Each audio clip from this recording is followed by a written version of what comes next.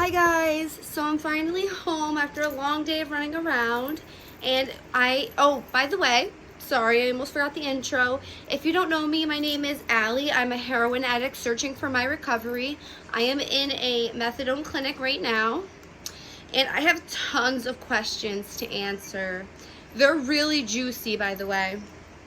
So I'm using my boyfriend's phone to record and my phone to get the questions answered. Let me just get the question started. We're just gonna jump right into it today. Sorry if my makeup's messed up. It's been a long day of makeup wear, so it wears off. Alright, just give me a second. Hold on. I don't want to miss any questions.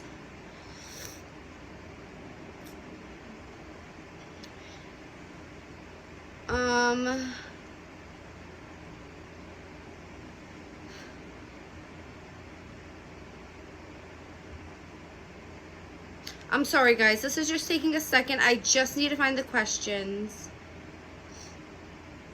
Okay, so this is by Taylor Gregg. Her first question, does Travis get mad if you use around him or get too high? Yes, he does get upset if I use around him and get too high. It makes him very worried. He doesn't like being worried all the time. It's a tough situation that we're in. We try to deal with it the best that we can. He really supports me and he really wants me to get clean, and he tells me that every day, every single day, multiple times a day. He never lets me forget. And he doesn't support my habit. I have to find my own money to support my habit. And she said, I'm in a super similar situation, except I'm clean and on methadone and my boyfriend still uses every day. See, so I'm on methadone and I still use and my boyfriend's clean. So it's the opposite, Taylor, for me and you. It's the opposite. She said, I'm very understanding and not judgmental towards him. That is exactly how Travis is towards me. He does not judge me. And he is understanding about my use because of his past too.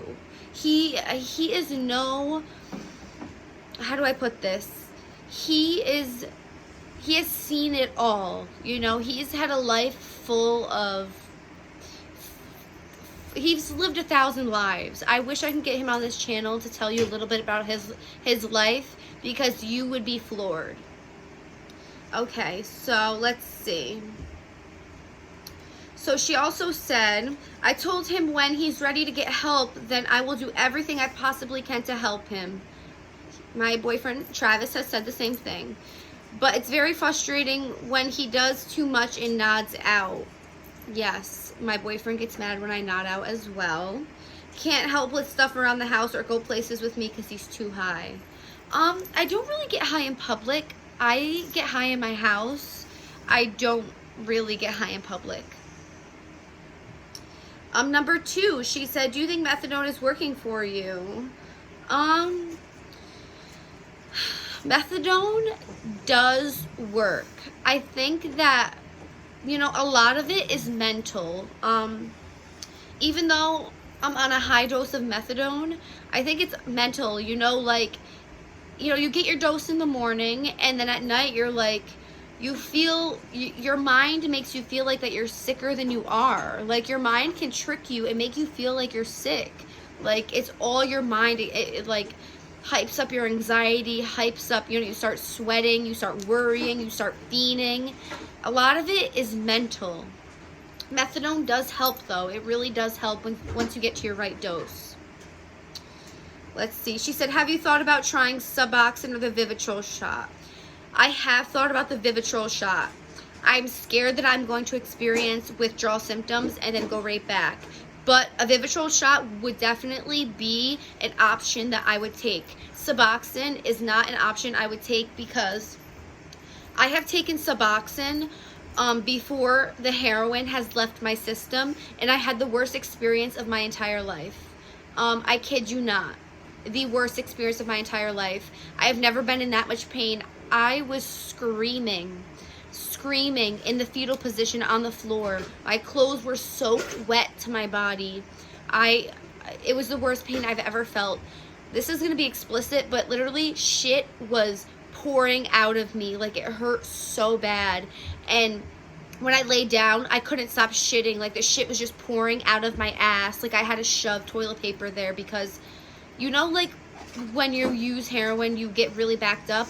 Well, the Suboxone puts you into premeditated withdrawal if you take it too early. Do not do it. It is the worst. It is the worst thing that will happen to you. You will want to die. I have never screamed like that. I have never felt like I was dying more than that moment. So Suboxone is not a choice for me. The smell of it makes me nauseous. The taste of it makes me nauseous. I can't deal with it. So Suboxone is not a choice for me. But Vivitrol, I would give that a chance. Number 3, what lipstick are you wearing in this video? Because it is flame. So it's the Kat Von D lipstick. It's Kat Von D. Hold on, let me see if I can find it. It's Kat Von D, and I hope it's in here because it's my, yes it is, I found it. Okay, it's Kat Von D.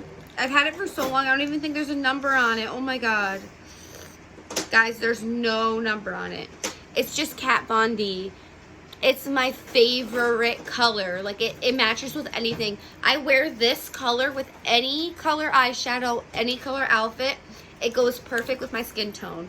I'm very pale though. I'm very pale. So I can't really wear dark colors. This is this is not the Kat Von D. This is a shade darker than the Kat Von D that I'm wearing on my lips right now. But the lip that I usually wear in all my videos is the Kat Von D. Number 4, and thank you for the compliment, by the way, for the lipstick. 4, how long are you usually at the clinic when you go? So it could be anywhere from 2 minutes to 3 hours to dose, depending on the day. It really makes your life hell. Like, it really does make your life hell. Standing out in a line wrapped around the building in 10-degree weather, does that sound fun to you to go dose? Or would you rather run down the street to your dope dealer to feel better, you know? It's a very hard decision to make, and you have to be dedicated. You have to chase that methadone like you chase your dope. It is not easy. You have a lot of expectations at the clinic as well. You have to attend groups. You have to piss clean. My methadone clinic is a little more lax, but I've heard like methadone clinics being very, very strict.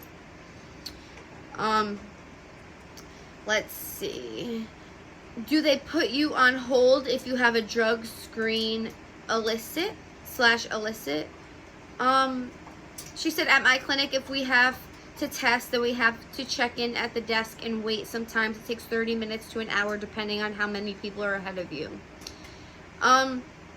Although I've heard at some clinics they dose you first and then give you the cup to pee in.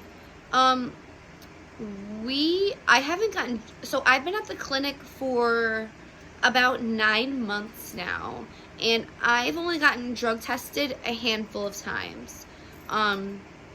They don't drug test us often. I think that is because of COVID. COVID has changed a lot of the rules, and we really don't get drug tested. Well, at least I don't. She said also the same thing with illicit. I don't know what illicit is. I've never heard of that. What's illicit? If you can comment down below. What is illicit? She said also the same with illicit. Sometimes they will make you sit there if you had a positive drug screen and put you in a chat with the counselors, and you have to wait for them to call you to talk and clear the illicit before you can dose. No, if we pee dirty, you still get the dose. The only time that you will not get to dose, or like, no, you get to dose every time. If you miss a day, so say you're on 90 milligrams like me, say I miss a day, I have to I have to go in the back. The nurse takes me in the back, asks me why I missed the day, and my dose gets taken down 10 milligrams. So it would be at 80. If you miss 5 days, you go down 50 milligrams, but they work with you. So like if you miss like a week and you were on vacation and they didn't give you any take-home bottles, they'll work with you, like maybe take you down 20 milligrams. You know, I've never heard of people not getting dosed unless their insurance wasn't covered. They didn't have enough money to cover their, you know, their meds, or they did something, you know, they did something very wrong. I've never heard of people not getting dosed unless it was something like that, like paperwork, blood work not getting done. If you don't have your blood work done, you're not getting dosed. So there's, you know, certain rules at certain clinics, like I said. Let's see. She said, I literally wait 3.5 hours one time. It was so annoying. Plus the grimy ass clinic is the last place I want to waste half of my day. Girl, tell me about it. I'm late to work every day because of the clinic, and my boss, they don't want to hear that every day, but it's true.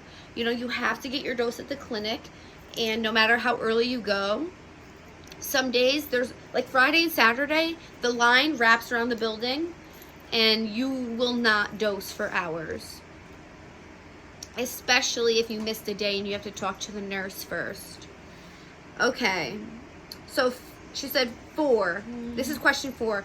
Do you have an app on your phone that you can log in on to dose, or how do you guys check in or get in line? So first, there's only allowed 10 people in the clinic at once because of COVID. So first, when you get in the door, there's a front desk area. You tell them your name, they give you your name card, and you sit down. And they make a list of, you know, all the names and what order you came in, and that's the order that you get dosed in. So say a person named Zachary came in before me. The lady at the desk will say, okay, you're after Zachary, and she'll point to him. That's how you know. We used to have numbers, and they would hand out a number, like 365 would be my number.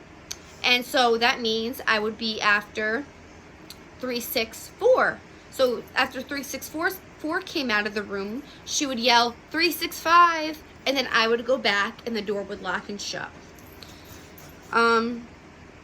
Let's see.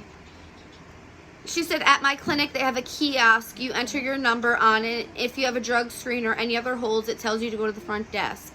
And if not, it just puts your number right in line to dose. Wow, that's high tech. That is high tech. My clinic is not high tech. It's all like written down, papers, all of that. Let's see. But there's an app for it. So I have that on my phone, and I can check in before I'm even at the clinic. You have to be within 500 feet, which makes it nice for busier times and days.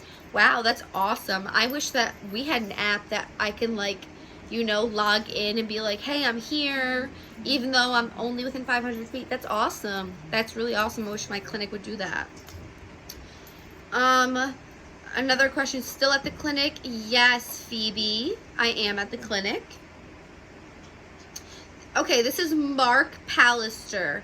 He said he has a couple questions for me. He said it's up to me if I want to answer them or not. Just thought I'd try to ask some good ones that people might find interesting. His first question is, what's the worst thing that you've lied about to a loved one so you can get some money from them so you can score heroin?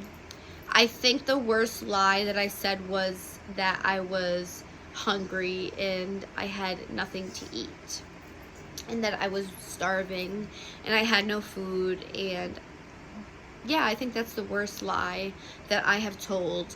Or I have told lies before that somebody stole my money. I've told a lot of lies throughout the years, especially when I was younger. Now that I work and stuff, I don't really lie to get money. I don't do that anymore. When I was younger though, I definitely lied to get money. And question 2, what's the thing you miss most about being clean and sober? Oh my God, so many things. I miss not having to worry about chasing a drug. I miss waking up in the morning and feeling amazing without a drug. I miss my life revolving around things that don't involve drugs, like other hobbies and things that I used to love to do. I miss being happy without drugs. I miss, I miss having a smile on my face without being high. I miss not fighting with my boyfriend about getting high. I miss not begging for drugs. I miss not kissing drug dealers' asses to get drugs. I miss so many things about being sober. I really do. I really do. I miss saving all my money and having a nice set big number in my bank account that I should have, but all my money goes to one thing and one thing only. Thank you for those questions, Mark. And let me see if there's any other questions, guys.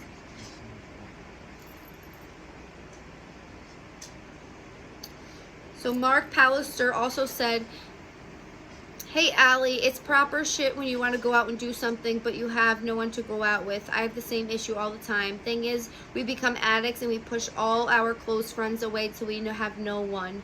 And there is people out there who really like you, so don't be so hard on yourself. Thank you, Mark. Yes, a lot of people online do like me, but this is my internet personality. And, I do act like this in person, but I just do not connect well with people. I have high standards for people and friendships because I've been hurt in the past. I've been crossed in the past. And dealing with people who do drugs, like I've never been the drug addict to steal from people. Like, I've never been that type of person. I've never been the type of drug addict to steal your money, steal your clothes. I've never been the drug addict to lie to you. Like, I've just never been that type of drug addict. And all I've met are drug addicts that want to take you down. They want to suck you dry. All right, let me see. Let's see. Any other questions?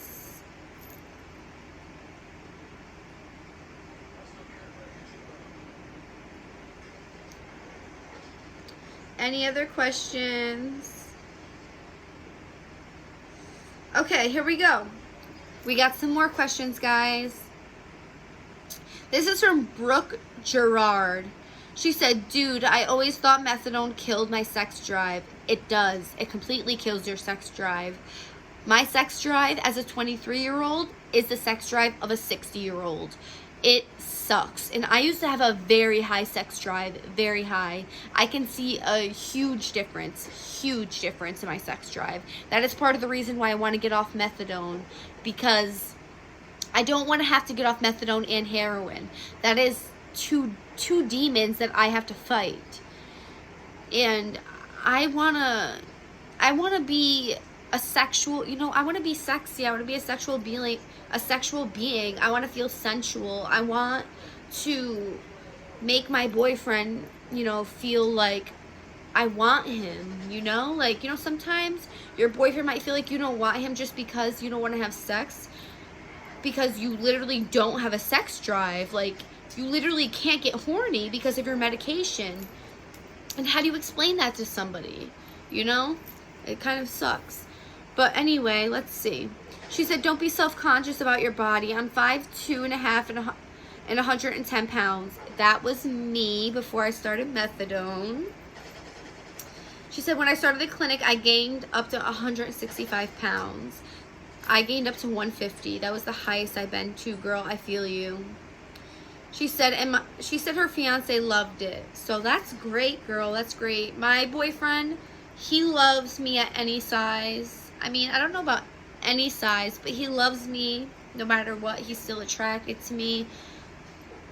I would love him if he gained 30 pounds like I gained 30 pounds. I love him for him. I think he's sexy. But anyway, she said, but you look good, seriously. I think people look better with a little weight on them anyways. Okay, so here's her questions. Number 1, how much do you actually feel the heroin since you're on 90 milligrams of methadone? The heroin I get is mostly fentanyl, so I feel it. I feel all of it. I feel all of it, literally. I get very high. But I have to do a lot. I have to do a lot to get high. I can't just do a couple bags. You know what I mean? You got to do more because the methadone raises your tolerance. Skyrockets your tolerance, which means you're spending a lot more money to feel high, which sucks, you know, which is why the methadone program is trying to save you money and you know, save you from the cravings. Number 2, do you have any siblings? I do. I have a younger brother. He's 21. I love him so much. He is a lot like me in different ways, and he's also the opposite of me. I don't know, like, it's like we are connected, like our souls are connected because we have been, like, through this life together, you know? I'm gonna get emotional if I talk about it.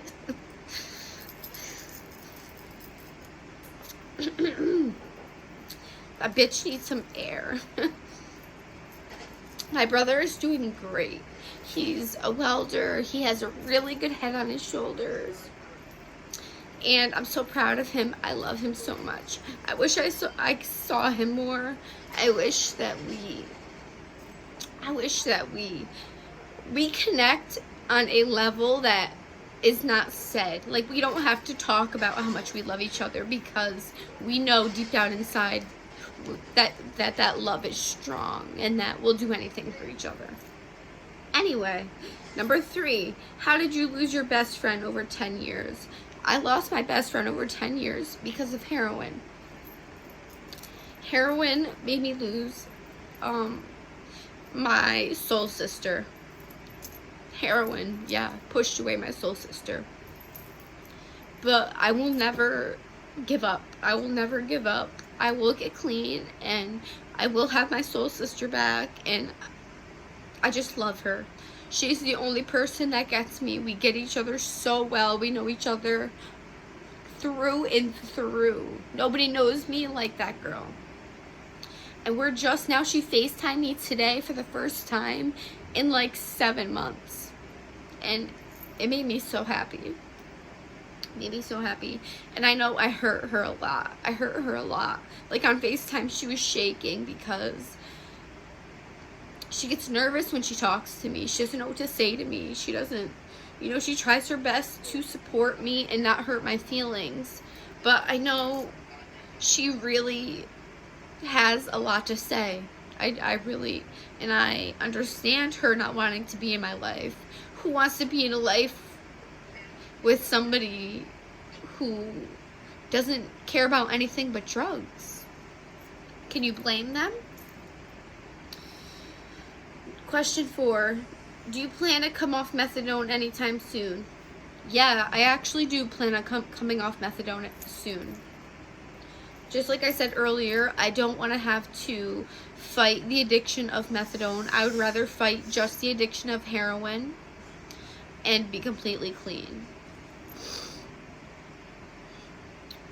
Number 5, what are some hardships you and Travis had to overcome together besides addiction? I understand if that's too personal. Honestly, me and Travis have had most of our hardships were because of drugs, because we chased me and Travis is the guy version of me, whether he likes to know that or not.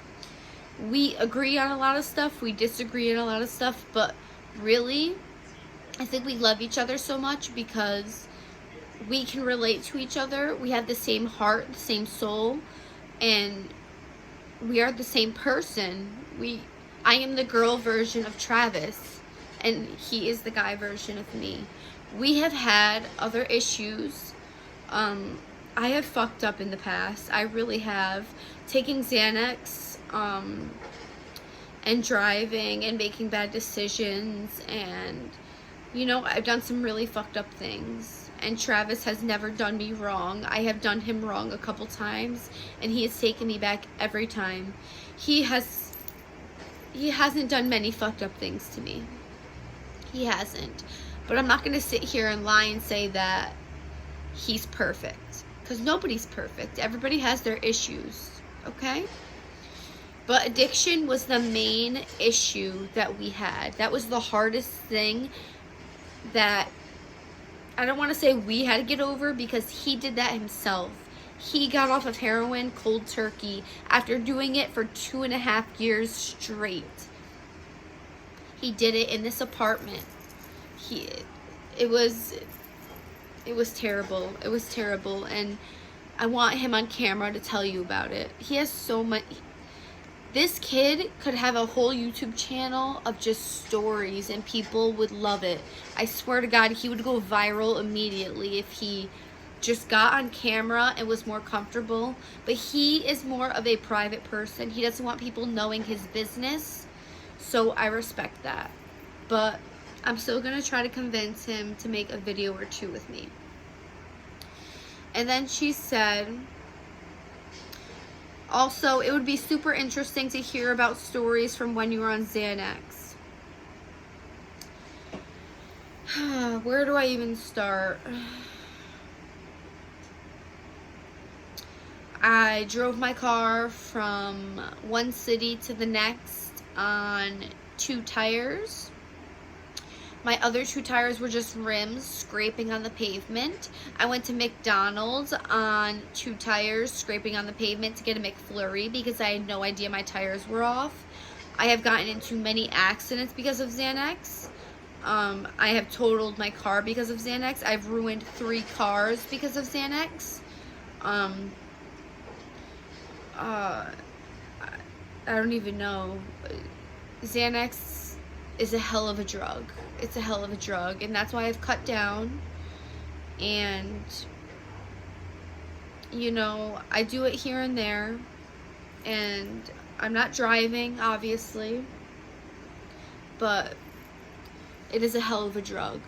It is a hell of a drug.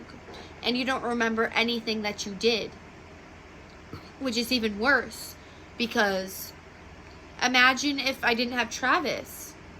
Imagine if I was single out on Xanax. People could do whatever they wanted to me and I wouldn't remember. You know, it's very dangerous. Let's see. And then she said, P.S. I felt it too hard when you were talking about having no friends or being a disappointing friend. I'm the same way. I'm a very disappointing friend. I'm a bad texter. I like being alone a lot. If I hang out with you, I only want to hang out with you for a couple hours and then I want you to leave. I'm an introvert and I like being alone. I really do. She said, I'll make plans when I'm feeling good and great, but when the day comes, I'll make an excuse not to go out. Me too. But then complain about not having friends. Me too. You know, I'll complain about not having friends, but then I think, like, do I even have time for friends? Working 8-hour days and then what? Going out after that? I'm tired. You know, the only thing I want to do after work is come home and get high, and that's sad. I say I don't want to live like that, but it's so hard to let go. Let go of something that you've been doing since you were 16 years old. It's so hard to explain to somebody who has never done it. They think that you're selfish. They don't understand that addiction is a disease. And once you start at 16 years old, that disease has taken over your brain. The only thing that will make you happy is that drug. Your whole brain setup is different. And then after you're off heroin, it takes over a year for your brain to start making the right chemicals. And that is why it is a disease.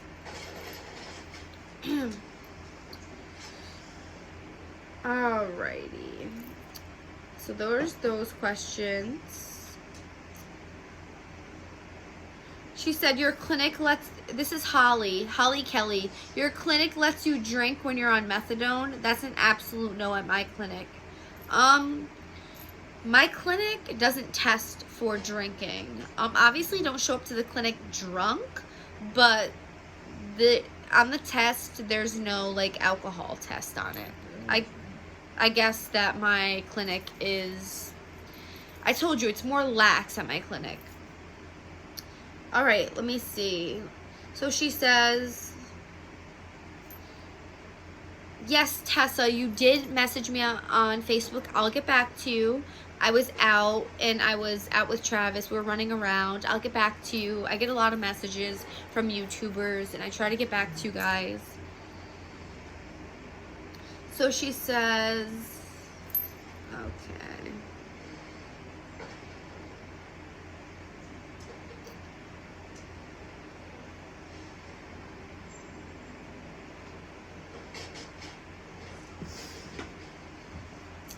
I think that is all of the questions. That's a lot of questions, guys. Thank you so much. I'm gonna see if there's any other questions on my Instagram. And if there's not, then we will end this video.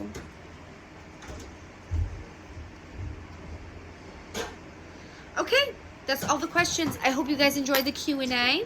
I'm gonna give my boyfriend his phone back, and you will be seeing a vlog pretty soon. I'm gonna do a couple day vlog because I just started the vlog today. I'm gonna do like a 3-day vlog, you know, like all together, because I think it's boring to just do a 1-day vlog. I didn't really do much. I don't want to bore you to death, but I hope you enjoyed the Q&A. I love you guys so much. Don't forget to subscribe to my channel, like the video. It's free, bitch. It's free. It's free. Like it. Subscribing is free too. It helps me out so much, and you are supporting my dreams. My dreams. Like, my dream is to become a YouTuber and help people and let them know that they're not alone. They're not crazy. Share this video if you feel it's worthy. And I love you guys so much, and I'll see you next time. Mwah.